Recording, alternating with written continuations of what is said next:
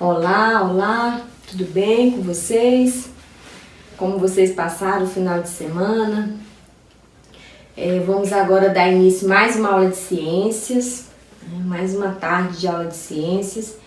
E antes de nós começarmos o nosso conteúdo, que será um conteúdo novo, nós já fizemos a correção do exercício do conteúdo anterior. Antes de nós começarmos, eu gostaria de fazer uma pergunta para vocês. Como anda o coração de vocês? Como está o coração de vocês? Por que eu estou fazendo essa pergunta? Porque tem um versículo na palavra de Deus que diz que de tudo que nós devemos guardar, de todas as coisas que nós devemos guardar o nosso coração. Por quê? Porque do nosso coração ele procede as fontes de vida. O que é que esse versículo está querendo nos dizer? Que coração é esse que ele está falando? Está falando do nosso pensar. Então ele está querendo dizer o seguinte, que nós temos que ter cuidado com o que nós pensamos, porque nós somos dirigidos pelo nosso pensamento. Por isso nós temos que cuidar do nosso coração. Coração aí são os pensamentos, né? Aquilo que vem sobre a nossa mente. Então eu gostaria de deixar essa reflexão para você. Cuide do seu coração. Cuide daquilo que entra na sua mente, daquilo que você deixa entrar na sua mente. Cuide do que você assiste, do que você ouve, porque tudo isso vai influenciar naquilo que você sente, né? Nos nossos sentimentos, tá certo? Então fica essa dica. O versículo está lá em Provérbios, capítulo 4, versículo 23. Depois dá uma olhadinha lá, tá certo? E hoje nós vamos começar a falar de um conteúdo que fala de coração. Por isso que eu fiz essa pergunta para vocês. Então, hoje nós vamos começar a estudar o sistema circulatório. E eu fiz esse esquema aqui no quadro, né? Não tá muito bonito, mas dá para você entender. Então, nós já estudamos o sistema digestório, já estudamos também o sistema respiratório. Nós estudamos que a função do sistema digestório é fazer a digestão dos alimentos e a função do sistema respiratório é a troca dos gases. Quando o sistema digestório faz a digestão dos alimentos, ele absorve os nutrientes. E quando o sistema respiratório faz a troca dos gases, faz com que entre no nosso corpo o oxigênio e saia o gás carbônico. Só que tanto os nutrientes como o gás oxigênio, ele precisa ser levado para todo o nosso corpo. É preciso um sistema que pegue tanto o nutriente como os gases e leve até as células. E quem vai fazer isso é o sistema circulatório. Então, qual a função do sistema circulatório? Transportar os nutrientes e transportar os gases para todo o nosso corpo, que vai de forma específica para as células, porque é nas células que acontece o metabolismo, né? Se as nossas células não receberem o nutriente e não receber o gás oxigênio, ela não consegue realizar o metabolismo. Se ela não conseguir realizar o metabolismo, ela morre. Então nós precisamos do sistema circulatório para levar esses nutrientes. Eu até costumo dizer que o sistema circulatório é como se fosse o transporte público. Ele pega os nutrientes, circula por todo o nosso corpo, deixando cada um no seu devido lugar, tá certo? Então, não esqueçam, a função do sistema circulatório é transportar. Transportar o quê? Os nutrientes que foram produzidos através da digestão e os gases que foram trazidos através da respiração, tá certo? Essa é a principal função, que eu quero que fique bem claro para vocês. O sistema circulatório, ele é composto por 3 partes principais, que é o sangue, os vasos sanguíneos e o coração. Nós vamos ver detalhadamente cada uma dessas partes, tá certo? Mas agora, nesse momento, eu quero que vocês fixem bem com esses componentes. Que é sangue, vaso sanguíneo e coração. E eu quero deixar uma atividade prática para vocês fazerem como uma forma de nós percebermos a circulação sanguínea. Aí na sua casa mesmo, agora nesse momento eu quero que você pegue os seus 2 dedos e coloque aqui, ó, no seu pescoço, um pouco abaixo da sua boca, desse círculo da sua boca. Aí pressione e tente perceber uma pulsação. Veja aí. Vai tentando até encontrar um lugarzinho onde você vai perceber uma pulsação. Então, essa pulsação está demonstrando a circulação do seu sangue. E a outra forma também é através do pulso. Você pega os seus 2 dedos, né? E coloca, ó, em direção a esse dedo aqui, ó. Coloque aí os seus 2 dedos. Pressione um pouco e você vai perceber também uma pulsação. Então, essas 2 formas servem para nos mostrar, né, para que nós percebamos a circulação sanguínea, tá certo? Agora nós vamos estudar todos os componentes do sistema circulatório. Inicialmente nós vamos falar sobre o sangue. O sangue é um líquido de aspecto viscoso, de cor avermelhada, e no nosso corpo ele tem um volume de 4 a 6 litros, sendo que de 4 a 5 nas mulheres e de 5 a 6 litros no corpo dos homens. E esse sangue ele vai ser dividido em uma parte líquida, que nós chamamos de plasma, e por compostos celulares, né? Células variadas que estão dentro do nosso sangue.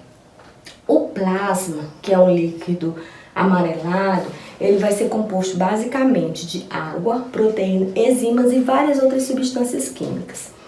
As plaquetas já são células que são responsáveis pela coagulação do sangue. Quer dizer, toda vez que o indivíduo ele tem um corte, ele leva um corte, quando nós sofremos um corte no nosso corpo, nossa pele, geralmente sangra. E quando há esse sangramento, imediatamente o nosso corpo providencia uma forma de estancar aquele sangue, que nós chamamos de coagulação. Então, essa coagulação acontece porque as plaquetas, elas são encaminhadas àquele lugar do ferimento e faz com que aquele sangramento seja estancado. Então, é extremamente importante, porque caso o indivíduo ele esteja com as plaquetas baixas, ele tiver um ferimento, ele pode ter uma hemorragia, que é um sangramento que não para. Então, sempre que alguém vai fazer uma cirurgia, o médico ele pede um exame de sangue. Uma das coisas mais importantes que ele pede é a quantidade de plaquetas, porque se essa quantidade estiver abaixo do normal, aquela cirurgia não pode ser feita, mesmo que seja um corte muito simples. Os leucócitos, eles têm a função de defesa do nosso organismo. Então, são células que vão trabalhar na defesa no nosso sistema imunológico. Então, quando algum agente estranho entra no nosso corpo, imediatamente elas são acionadas e elas começam a trabalhar para destruir aquele agente estranho. Por isso que muitas vezes, quando nós estamos com febre ou com mal-estar, nosso corpo a gente fica fraco, a gente fica sem ânimo. Por quê? Porque os leucócitos eles estão trabalhando, está havendo uma guerra no nosso corpo, em que os leucócitos eles estão trabalhando para destruir aquele agente estranho que entrou, tá certo? Então eles vão trabalhar na defesa. Não esqueçam, leucócito, defesa.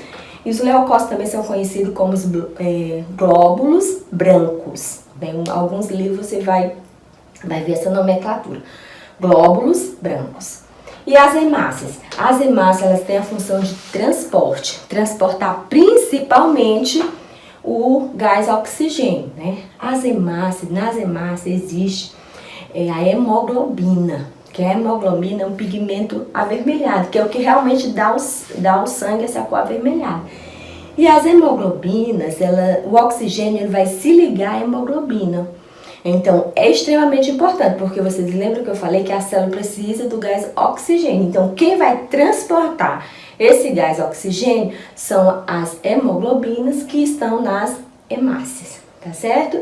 Eu trouxe aqui um exame de sangue que eu fiz há algum tempo, ó. Depois eu quero que vocês também procurem na casa de vocês. Eu acredito que todos vocês já fizeram um exame de sangue. Geralmente, quando nós fazemos um exame de sangue, o médico ele pede um hemograma. E nesse hemograma, você vai ter, né, a quantidade de plaquetas, de leucócitos, de hemácia que você tem. Então, existe uma quantidade mínima que nós devemos ter para o nosso corpo estar saudável. Por exemplo, aqui no exame que eu fiz, a minha quantidade de leucócitos estava 4.520. E o normal para a minha idade é 4.000 a 10.000. Então, eu estou dentro da normalidade. Não pode baixar, não pode ter menos de 4.000. Deixa eu ver aqui. As hemácias, por exemplo, no meu caso, deu 4,01. E nas mulheres, o normal é 4,2 a 5,4. Então, eu estou quase com a quantidade normal, mas eu estou um pouquinho já tendendo a ter uma anemia, né? Porque quando as nossas hemácias elas estão bem baixas, nós corremos o risco de ter uma anemia. Então, eu vou deixar também de dica para vocês procurarem com a mamãe um exame de sangue. Você vai dar uma olhada nesse hemograma e vai ver a quantidade que deu, né? Das suas plaquetas, dos seus leucócitos, das suas hemácias. Bem, agora nós vamos falar sobre os vasos sanguíneos, né? O sangue que percorre o nosso corpo, ele percorre através dos vasos sanguíneos. Então, a função do vaso sanguíneo é distribuir o sangue por todo o nosso corpo, levar o sangue até as nossas células. E esses vasos, eles vão ser classificados de acordo com o diâmetro e a função de cada um. Por exemplo, as artérias. Não, na verdade, os 3 tipos de vasos, para vocês não esquecerem. São as artérias, as veias e os capilares. Então, memoriza aí. Quais são os vasos sanguíneos? Artérias, capilares e veias. Cada um tem uma função e também vai ter um diâmetro. Por exemplo, as artérias. Olha como eu fiz aqui no desenho. Você vê que as paredes desse vaso, né, as artérias, é um pouco mais espessa. Então, ela tem uma parede mais grossa. Então, quando o sangue ele percorre as artérias, a pressão é bem maior. Por isso que as paredes elas são bem mais grossas. E a função das artérias é conduzir sangue rico em gás e oxigênio. Na sua maioria, nós vamos ver que existem artérias que vão conduzir sangue rico em CO2, mas na sua maioria, geralmente, as artérias elas só vão conduzir sangue rico, e eu vou colocar aqui para vocês não esquecerem, rico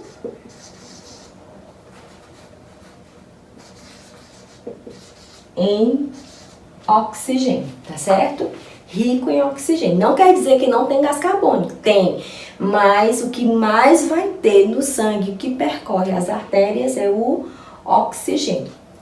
Então, o sangue ele passa pelas artérias, né, no nosso corpo, chega até os capilares, aí ao final ele vai se ramificando, ó, em vasos bem mais finos, porque os capilares são vasos microscópicos e os capilares têm a função de realizar a troca gasosa. Por isso que os capilares são bem mais finos, a sua parede é bem mais fina para que aconteça a troca do gás oxigênio pelo gás carbônico. A função principal dele é essa. Quando ocorre a troca, né, vem o sangue rico em oxigênio. Vou colocar aqui, senão vocês vão acabar confundindo. Oxigênio. Então, o sangue vem rico em oxigênio, passa pelos capilares, acontece a troca. Então, aqui o sangue já passa a ser rico em gás carbônico. E aí, ele volta pelas veias, que as veias são vasos que conduzem sangue, na sua maioria, geralmente, o que mais se tem nas veias é sangue rico em gás carbônico, tá certo? Então, não esqueçam, vocês precisam memorizar, precisam aprender quais são os vasos e a função de cada um, tá certo? Agora nós vamos falar sobre o coração. O coração é um órgão muscular responsável por bombear sangue por todo o nosso corpo. Então é um órgão extremamente importante, nós dizemos que é um órgão vital, porque sem ele o sangue não consegue circular por todo o corpo. Ele é responsável por permitir que o sangue consiga chegar a todas as nossas células, certo? O coração ele é formado por 4 cavidades, 2 átrios e 2 ventrículos. 2 átrios que estão na parte superior do coração e 2 ventrículos que estão na parte inferior do coração. Esse átrio, eu vou dizer que ele é o átrio direito e esse átrio é o átrio esquerdo, ventrículo direito e ventrículo esquerdo. Por quê? Porque quando nós designamos a parte de cada um, nós imaginamos o coração assim de frente. Então, olhando o coração assim de frente, este lado é o meu lado direito, este lado é o esquerdo. Então, átrio direito, átrio esquerdo, ventrículo direito, ventrículo esquerdo. O coração ele tem também as veias cavas, que são 2, veia cava inferior, veia cava superior. Tem a artéria pulmonar, que é por onde o sangue vai para os 2 pulmões. A artéria aorta, que é por onde o sangue sai e vai para todo o nosso corpo. Tem as veias pulmonares, que é por onde chega o sangue que veio do pulmão. E também tem as válvulas. A válvula bicúspide e a válvula tricúspide. É só você lembrar, 2 cúspides e 3 cúspides. Então, e o interessante, meninos, é que o sangue que entra no coração, ele não se mistura. Quer dizer, o sangue que entra do lado direito não se mistura com o sangue que entra do lado esquerdo, né? Nenhum dos átrios. Então, cada átrio ele é separado. Isso nós vamos ver na grande e pequena circulação. Então, basicamente, do coração era isso que eu queria deixar para vocês, que ele é formado por 4 compartimentos, né? Que é o átrio direito, o átrio esquerdo, o ventrículo direito, o ventrículo esquerdo e as principais partes do coração, tá certo? Na próxima aula, nós vamos ver como acontece a circulação. E eu vou deixar para casa, vou anotar já para vocês, mas já vou falando que para casa vai ficar para vocês fazerem o desenho da circulação pulmonar e da circulação sistêmica, que está na página 265, tá certo? Então, é isso, espero que vocês tenham entendido e já estou aqui à disposição para tirar qualquer dúvida. Façam a leitura do livro também, da página relacionada ao sistema circulatório. Façam a leitura e vejam aquilo que vocês não entenderam. E qualquer coisa, podem mandar aí uma mensagem que a gente vai tirar todas as dúvidas.